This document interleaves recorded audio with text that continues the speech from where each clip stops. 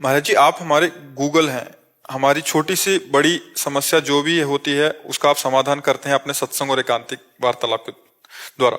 लेकिन एक विचार बार बार परास्त कर रहा है। जितना खुद को रोकता हूं उतना ही ज्यादा एक बार में गुस्सा कर देता हूं। सत्संग के कारण निराशा हावी नहीं हो पाती, परंतु अब और छन्नी में दूध नहीं दूना।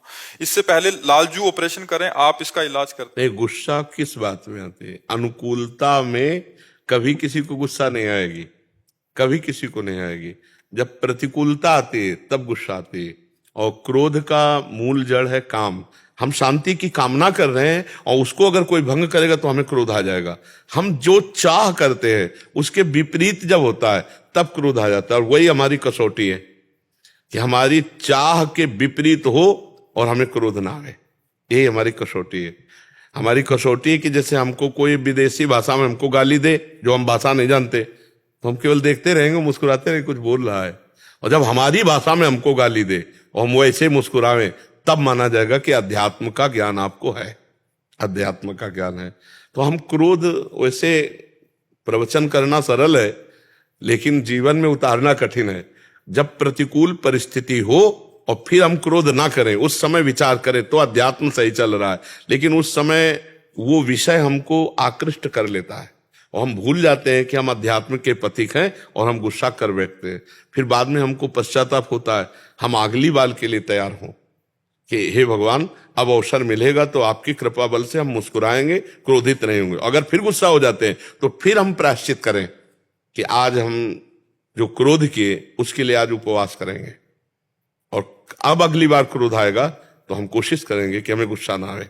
धीरे धीरे आप क्रोध पर विजय प्राप्त कर लेंगे। धीरे धीरे आप इस पर धीरे से चलिए, अपने ऊपर भी गुस्सा मत होइए। ये बहुत शांति से चलने वाला मार्ग है। अध्यात्म मार्ग बहुत शांत मार्ग है। इसमें उद्दंडता नहीं कि यार हमें गुस्सा क्यों आ गया तो हम अपने को पीटने लगे, अपना कोई अहित करने लगे। नहीं नहीं नहीं, इसके लिए भी शांत रहे। क्योंकि इस शरीर को पीड़ा देने से, जैसे सांप अंदर बांबी के बैठा है बिल के और ऊपर लाठी चलाओ तो कोई फर्क पड़ेगा क्या?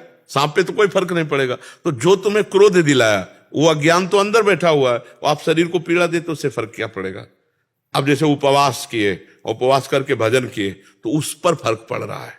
जो देहाभिमान है उस पर फर्क पड़ रहा है, जो अज्ञान है अब उस पर फर्क पड़ रहा है। और मन विचार करेगा गुस्सा किया तो ये 2 दिन भूखा मारेगा, पीड़ा पहुंचेगी ना उसको भूख की, ऊपर से पीड़ा। 2 दिन ये हमको व्रत में रखेगा और डट के जप करेगा, तो अब हमें गुस्सा नहीं करनी। और जब गुस्सा का अवसर आवे तो दांत पीस ले और राधा राधा अंदर अंदर बिल्कुल खोले ना। वो गाली दे, खूब गाली दे, पर खोले ना वहां से। या तो हट जाए मौन होकर के चुपचाप, और या तो हिम्मत हो तो डटा रहे, बस बोले ना तो नहीं तो अगर बोलना शुरू हुआ तो फिर गुस्सा का काम ही है, फिर वो मतलब गलत करवा देगा, या तो गलत बुलवा देगा या तो फिर मारपीट होने लगेगी। या पूज्य जनों को भी गाली दिलवा दे। गुस्सा वो चीज है, अपने पूज्य जनों को, माता पिता वयोवृद्धों को भी अपशब्द बुलवा दे। क्रोध ऐसी चीज है, अरे अपशब्द क्या, थप्पड़ मरवा दे।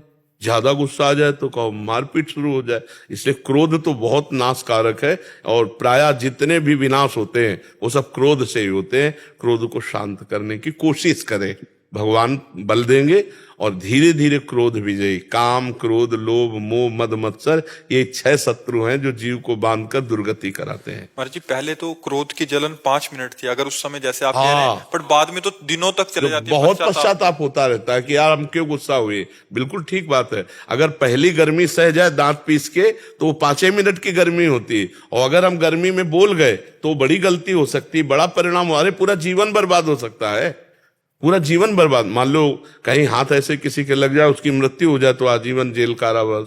तो हमें क्रोध को थोड़ा शांत करना चाहिए।